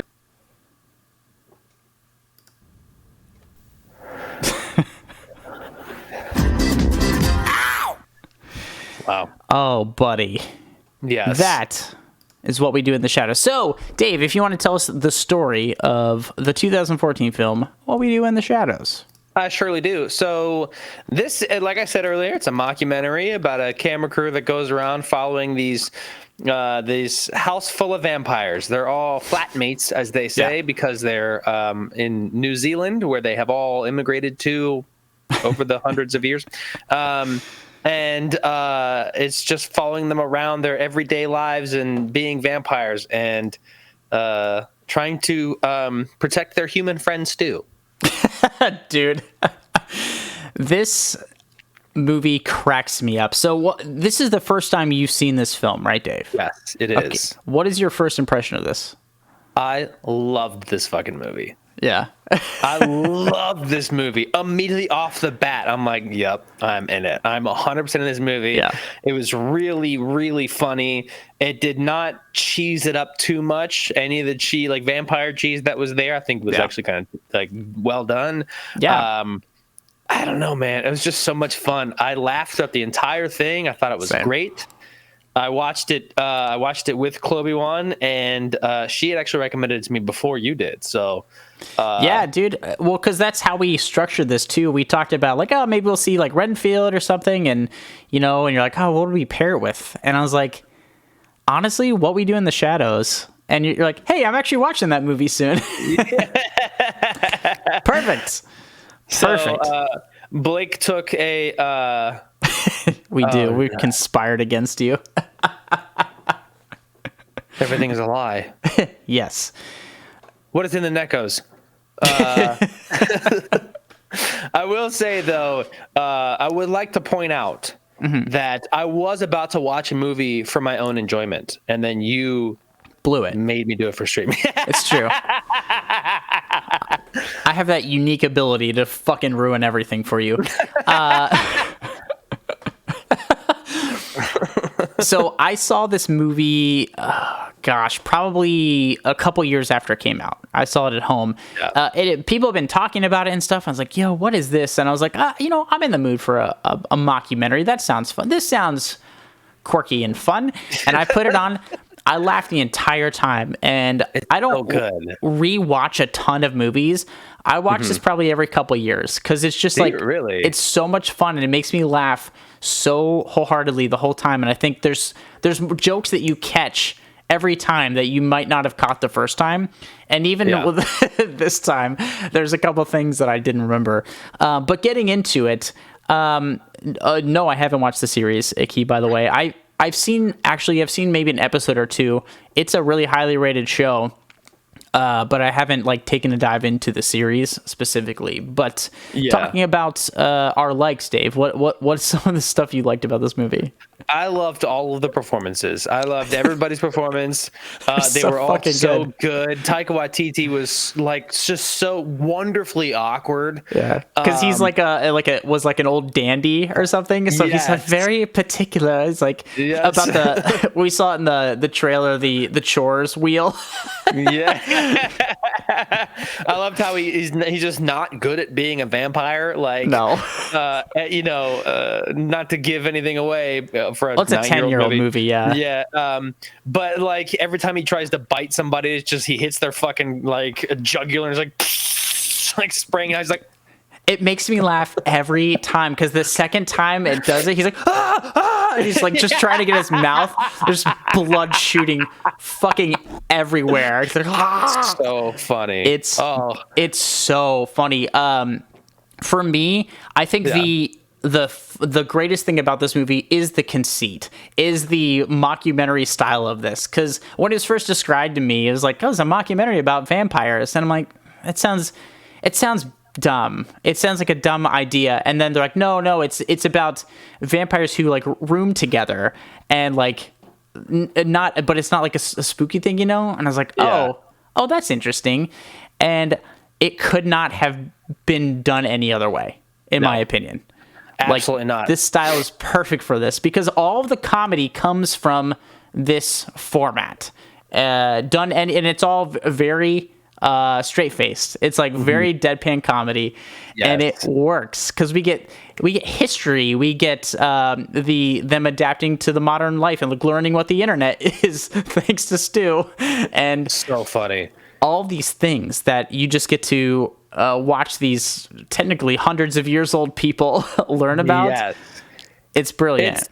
It's amazing. And really, actually, also Stu, I really loved Stu. Like, not necessarily the actor or the character, just the fact that they were so obsessed with him. It's so funny. Yeah, explain who Stu is. So Stu is the like best mate of Nick, who's a new vampire who they accidentally turned. Like they were just going to eat him, and then the vampire that we don't see in the trailer, their basement vampire, he turns him. Yeah, Peter turns him.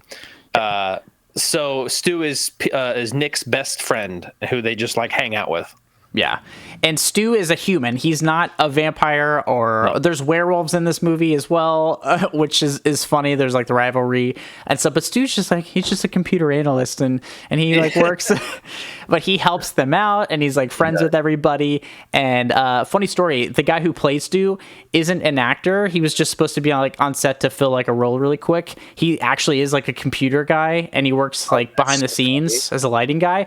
And they liked him, you know, and they're like friends with him, so they kept him in, they kept him on. He's actually was like a lighting tech on Thor: Love and Thunder, which Taika Waititi directed. Yeah, so he's like a behind the scenes guy. Funny. It's like Toby from The Office, who was like technically like a producer, but they're like, oh, you're miserable. We got to put you in. It's the same thing. I mean, I don't want to go on a tangent, but a lot of the characters. Like Phyllis was actually the casting director. Oh, really? Yes. No idea. Yeah. That's hilarious. So like a lot of the characters in there were not initially supposed to be like the actors, but they were like let's just do it ourselves. Yeah.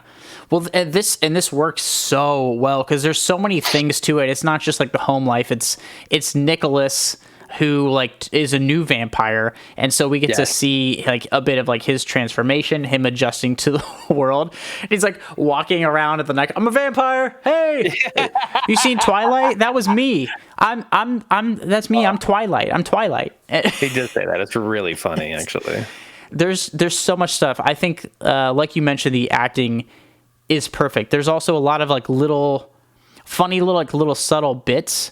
So Peter, the really, really old vampire, they say is like 8,000 years old. He looks like the like Nosferatu, like vampire, like the old school kind. He like lives in a like concrete coffin in the basement. Like little like touches like that. But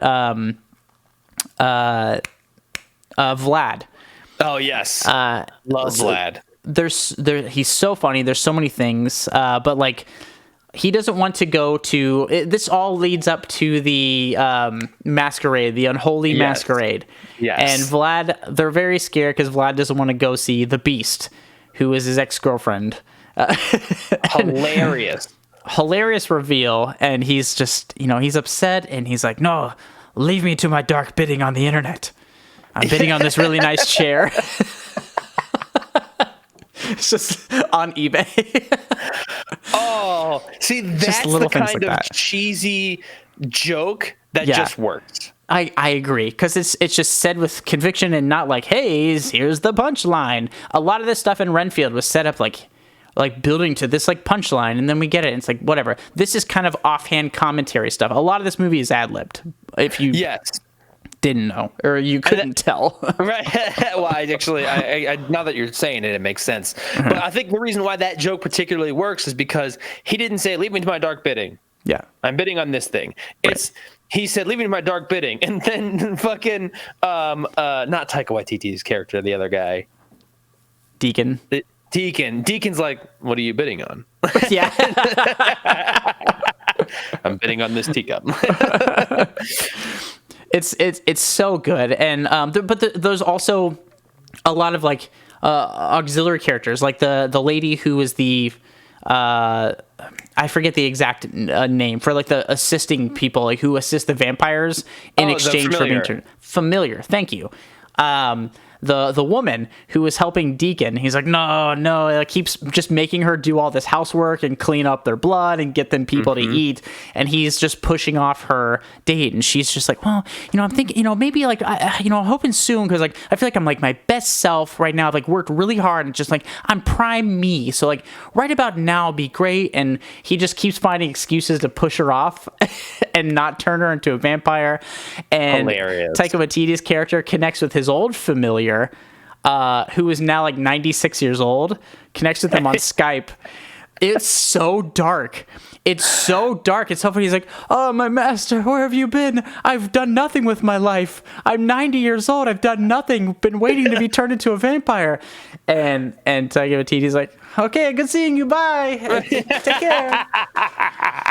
That scene was really funny. It's those little touches that just like kill me, that just howl with laughter. I don't know, I was just absolutely floored by this movie the first time I saw it, and you can tell why. There's like lots of like little tiny things, little jokes and asides and stuff that you just don't catch every time, and so every time I watch this movie I feel like I pick up on a different joke. Yeah. I'm sure I'm going to feel the same way when I watch it again, because I absolutely will. Yeah.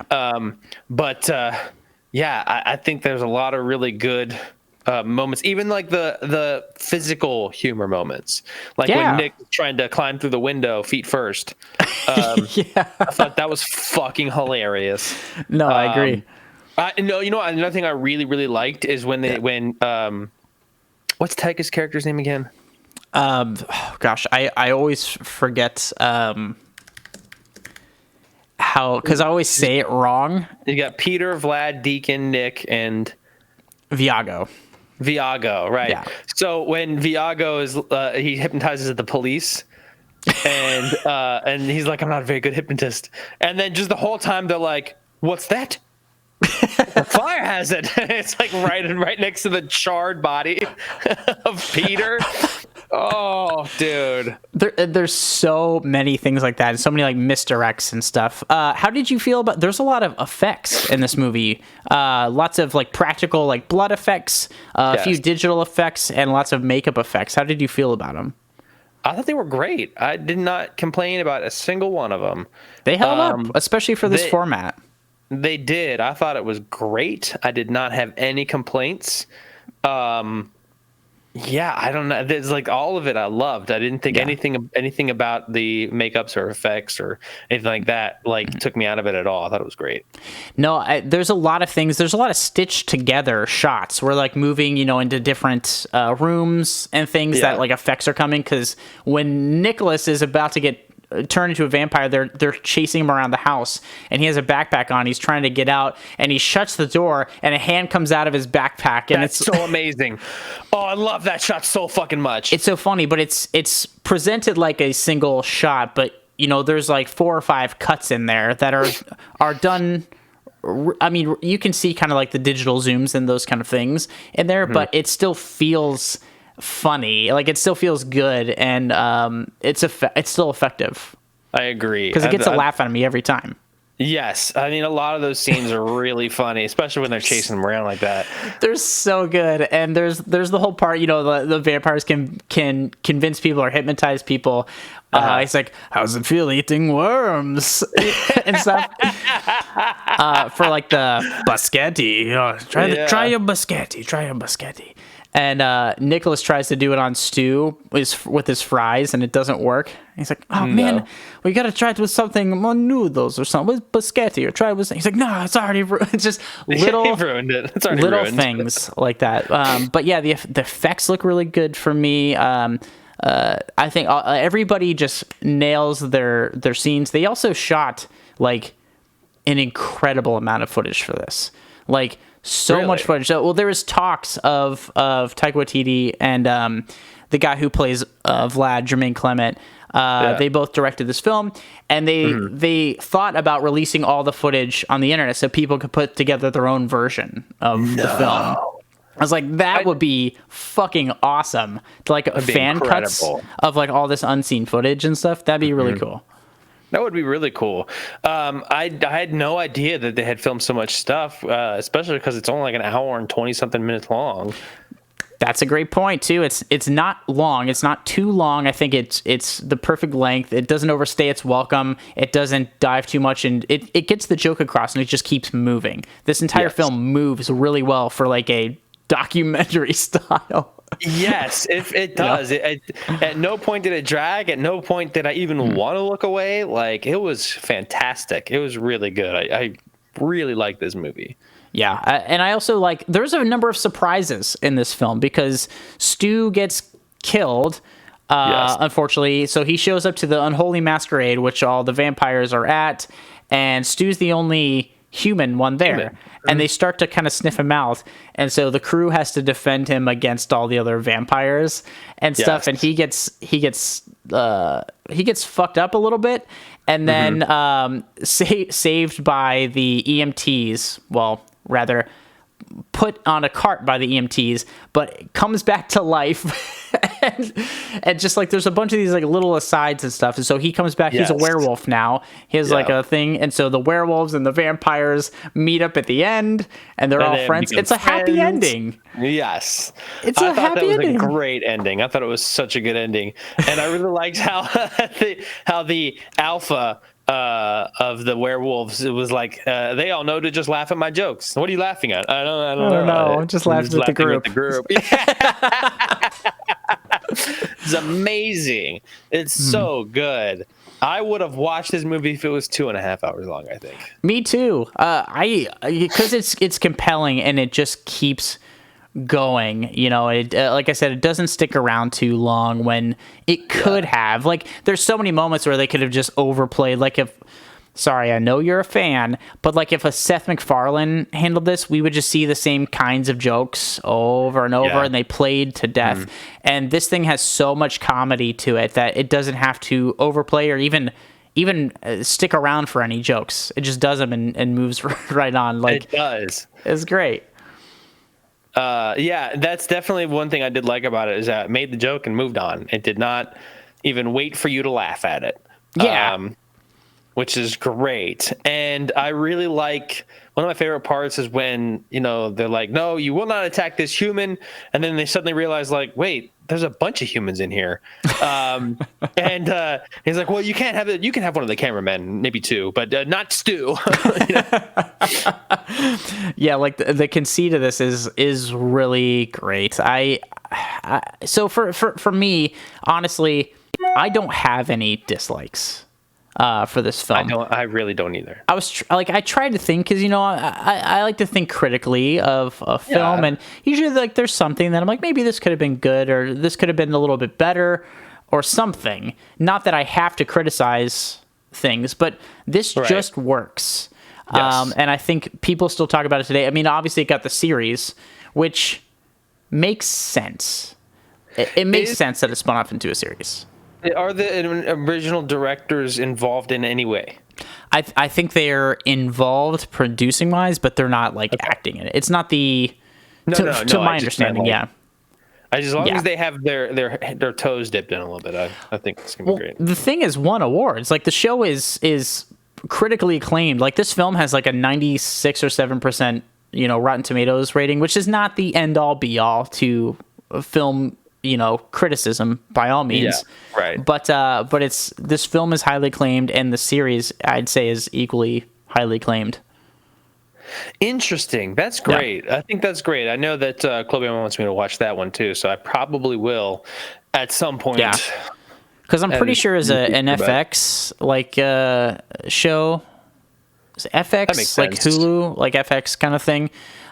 So yeah, thank you, Chloe. I don't know if I've said this enough, Dave, but I am proud of you for kind of doing away with the Dave-O-meter thing. That's a big move. Like stepping up, even though when movies are annoying or you don't like them, diving in. And I sure am trying. Suffering for us. It's good. I do want my money back for Renfield, though. Who would you get that money back from? I feel like Nick Cage is nice enough to be like, that's fine. Here's $8. Maybe. Who would you want the money back from? The director. The director needs to suffer. I disagree with you. I don't think he has to suffer, but I would like a few bucks back. I'd like $1.80 back.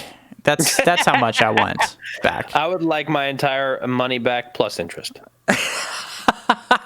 So Icky brought up another one of my not favorite films necessarily, but another Taika Waititi film that I adore, which came out 2 years after What We Do in the Shadows, which is Hunt for the Wilder People. Mm-hmm. And yes, I do want to Three Musketeers. That film is amazing. It stars Sam Neill, but you would love that movie, Dave, because it does have those similar sensibilities in terms of the joke telling and the narrative pace of the film. It's here's the conceit: a national manhunt is ordered for a rebellious kid who. Excuse me, let me take that again. A national manhunt is ordered for a rebellious kid and his foster uncle who go missing in the wild New Zealand bush. It's hilarious and wonderful and heartwarming, and you would love it, Dave. I highly recommend it. Make that one of your movie nights soon. Okay. I'm programming your movie nights from now on. Great. Icky, I don't know that I will have any time to do so because I have a full packed schedule. I know that we're going to be doing some stuff here and there for the stream, but past that, I don't know what time I'm going to be able to have. So is this a recommend for you, Dave? I assume yes. Oh, 100%. This is a double recommend for me. Watch it more than once. Yeah, I agree. I think this is hilarious. I've just been gushing about it this entire time. It's wonderful. Go see it, especially if you enjoy the mockumentary format. I don't even think you have to enjoy that format to enjoy this film. I think it stands on its own 2 feet. If you are in the mood to laugh and like some good quick jokes, check it out. And big recommend to watch the series from the chat here. So, yes. So Icky, if you're around as well, I'm gonna go see Beau is Afraid. We have to talk about it. We have to talk about that. We have to talk about the new Evil Dead as well. So we gotta see. We're gonna see some movies, guys. I'm really excited. So yes, we are. It's going to be a great time. But yes, gotta see Beau is Afraid. This is obviously, like I said, a recommend for me. Go see these movies. Are there any other vampire movies you like or you attach to? No. Really? Not a fan of the genre? Not necessarily. I just like God, what was the one with Kate Beckinsale? Twilight. Underworld. Twilight. I did not like Twilight at all. No, Chloe Wan. Don't get twisted. Okay. Our Pat post Twilight. Our Pat only Twilight. I have not liked him in anything else. I only like him in the last 2 Twilight films. Only time I liked them. I liked the Underworld series, but that wasn't necessarily just about vampires. Van Helsing was pretty decent. But in terms of just anything that I attached to, no. This will probably Blade got me. I like Blade. I like Blade. Yeah, you got me. I did like Blade. I one of my favorite curse word phrases comes from Blade Trinity. So, which is cock juggling thunder cunt.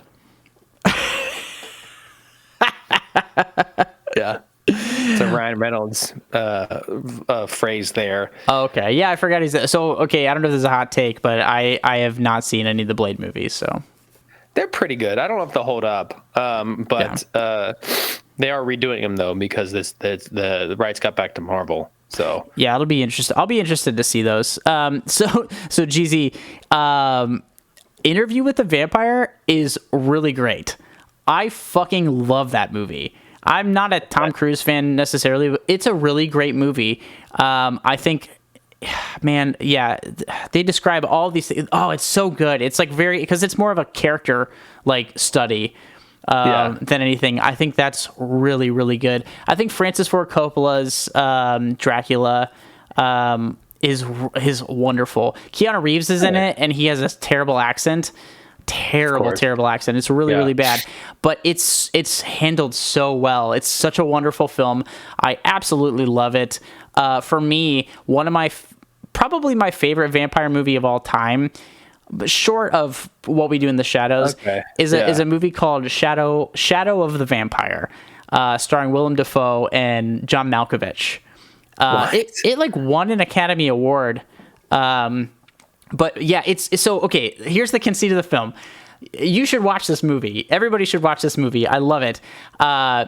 Basically, it's about the original Nosferatu film. It's a fictional behind the scenes movie about the original Nosferatu. If the guy who played Nosferatu was actually a vampire. Oh, okay. And so there's a bit of comedy, but it's also a really great drama. It's like hilarious, but also scary and fun.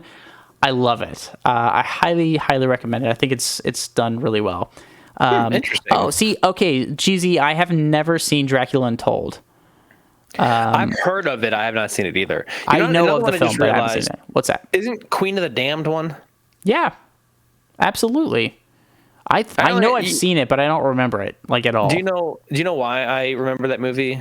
Is because the soundtrack had a bunch of mashup like artists. Like Chester Bennington was singing with a different band in that soundtrack, and I think that's hilarious. Static X, remember them? Oh yeah, that was like soundtrack. Peak like new metal era too. Yeah, that's funny. Yes. We got a shout out to the Little Vampire from First Prize Games. Hilarious. But short of Shadow of the Vampire, another movie we've talked about on the stream already is Let the Right One In. I think it's a really great film. The original foreign version of the film. It's so good, man. It's so good. There's a lot of great vampire films out there. As long as they are, because I think with those tropes and things, like a lot of horror films, you can talk about a lot of other things. Like vampires can stand in as metaphors for so many things, and you can discuss a lot of interesting things. It's like, zombie films. Zombies can be all sorts of others, and stuff. Yeah. So I think when films like this lean into those thematic things and like dive deep there and just go a little bit past the hey spooky vampire, then that's more compelling for me. If you like really schlocky, just like genre like vampire films, cool, that's great. That's fine too. I've no problem with that. But the ones that stick out for me are those deeper dive ones. GZ, it's funny that you mentioned that. Renfield is similar to Zombieland and Shaun of the Dead in terms of like tone and whatnot. I just don't think it was executed well enough to be as fun as those two at all. I don't think it's as clever. That's what it is. That's what it comes down to me. That's the thing. I know you hated this, Dave. I didn't hate this movie. I think it's fun, and I was entertained, which is what at the end of the day a movie sets out to do. I don't think this movie set out to change cinema or like make us like go home and reevaluate our lives or something like that. That's not the intention. I think the intention was a good, fun, over the top time, and I got that, and so that's why it's a recommend for me. I just do not think it's nearly as clever as something like Shaun of the Dead or Zombieland, because I love both of those movies. The first Zombieland, yes, not the second one. But I gotta say, I think I'm gonna say it again. I think the reason why this doesn't compare to those two is because for like 60% of the movie, it's a buddy cop film. So I understand because those tropey things are there. I agree. I agree with you to that end. But it didn't feel like the second act of this film didn't feel like it knew what it wanted to be, really. Yes. And then we went kind of full action genre at the end and the third act, which is great. And I think it was fun and fine. And there's a lot of second act stuff that I liked about this movie. Lots of fun action, but it was a bit messy plot wise because both Zombieland and Shaun of the Dead know what the fuck they're doing. They know in every scene. And there's certain scenes in this movie that I was like, what is this for exactly? I know what it's telling me, but it didn't feel like it necessarily amounted to much more than the textual, like, okay, bridging the gap. Here's an explanation, like plot device stuff. So again, fun, mindless, schlocky stuff. I like this better than any like the Fast and Furious movies, hands down, hands fucking down. I would take this over that. Shut up, Dave. I would take this hands down over like F9 or any of that stuff. And I know we're going to go see Fast X, but we're going to see it because we have to talk about it. We do. And I'm interested to see what the fuck they do. I really am. See? I really am. But this is why I'm like, listen, I know you're full of shit because you would not be interested to see what happens next in the fucking Renfield movie. This does not need a sequel. I'm interested in the Fast and the Furious. Fast and Furious movies needed a sequel either. No, but my thing is, I'm only interested now to like see Fast X because we've had fucking 9 of them leading up to this, and I'm like, they're just gonna keep doing it. So I have to see what they do. Renfield, no, there's no need for a sequel. I don't think it doesn't set up a sequel, to be clear. Nothing like that. But I did have fun. The fucking Fast X, dude. I don't actually want to see. I don't want to give my money to this. I don't, but I will. Because fuck me, I guess we're going to talk about it here on the stream, and it'll be a good time. It'll be a good time. What would we program? What would we program Fast X with? What's a racing movie you like? To be fair, we will be able to do racing because that's one thing they're bringing back in this one is racing. That's what I'm saying. So I don't know. Ford versus Ferrari, that's definitely one. Hey, there you go. 2 very similar films. Lindsay Lohan's Herbie. Brilliant. Herbie, Ford versus Ferrari, and Fast X, the triple feature from hell. Fucking let's do it, man. Let's do it. No, see, Jeezy, I agree with you, man. I think there's interesting things that it does have to say, and that's also what I was thinking of, like when we were talking about some of the emotional weight all comes from, or like obviously Renfield's character. There's a lot it does have to say, real things. It does have to say about being a worker, a low wage, underappreciated worker, the people who make this entire thing work. You know, and it could be obviously seen as like, Dracula as the CEO, as the Jeff Bezos of the underworld. And no, I agree. And I think it does have interesting things to say. I just don't think it's that clever. That's all. Listen, I would say my take on that, GZ, is I can see 100%. That makes sense why you say that, for sure.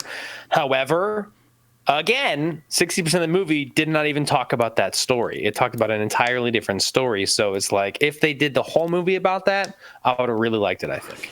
If they would have leaned into that intention, I agree with you. I agree with you, Dave. I would have been probably more emotionally invested in it. I just don't think that. I think we saw a glimpse of what could have been, like we talked about a little bit of what could have been thematically with this. And if it was taken and like pushed further, if they would have take those like thematic underpinnings and like ran with it, I think we could have gotten something that is a fun satire or like a fun allegory of consumerism or like late stage capitalism that they just kind of shirked. And didn't run with like they could have. But no, I think that's a fair way to read this. Absolutely, dude. like 100%. And yes, Icky, we are going to do an Oppenheimer Barbie double feature. That is actually the stream we should do. I agree with that 100%. That makes sense to me. 2 movies that we can't spoil. Love it. Yeah. But Dave, I've kept you past your bedtime. I know. Sorry to everybody. Thanks for sticking around. We've had some weird technical issues with Streamlabs tonight, so it's been a fucking wild ride. But we appreciate you guys all for sticking with us. Jeezy, thanks for showing up, man. Thanks for the follow, and thanks for chatting with us. We're here every Tuesday. Dave, what else we got going on? So we just released a new episode yesterday. It's our haunted house episode, Conjuring versus not the Poltergeist, just Poltergeist. As I fucked up earlier in the episode multiple times. And then next week we have our episode 7, which is a it's an LA based. No, it's 7. We're talking about dark thrillers. We're talking about Nightcrawler versus Falling Down from '93. It's incredible. It's a really good episode. It's a fun episode. I can't wait for you guys to hear it. But you can get those on all your podcast platforms, or you can watch us on YouTube now. You can see our full podcast episodes. You can see us fully in video there if you're into that kind of thing. But yes, we got that coming up. Lots of fun episodes. We got a handful more for the season, but we are here every week on Twitch for better or worse, hanging out and talking new, old movies, movie news, and all this stuff. So if you like that, come back. You can obviously follow us for free or subscribe to us for free if you have an Amazon account as well, or join us on the Discord. We're chatting it up in there. Lots of stuff. John's there. We got pizzas there. I'm there. Icky's there. The whole family's there. My mom is there. It's true. That's not a joke. I pretend to be there. Dave makes an appearance every now and then, but also sometimes we watch the movies for the stream on Discord, and you can join doing that too. But anyway, whatever. I gotta get out of here. I gotta eat some food. I gotta do things. It's like almost midnight your time. It's only 8:43 my time. So lots of stuff to do. The night is young. I guess I'm gonna go suck some blood. Probably excuse me. Hi. Bye.